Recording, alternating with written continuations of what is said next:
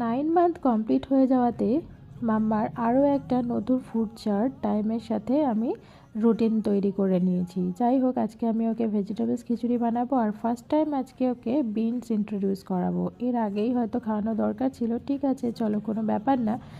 এটা আমার তুড়ি মেরে তৈরি হয়ে যাবে 2 মিনিটের মধ্যে। সামান্য একটু ঘি অ্যাড করেছি আর pinch of turmeric powder add করব।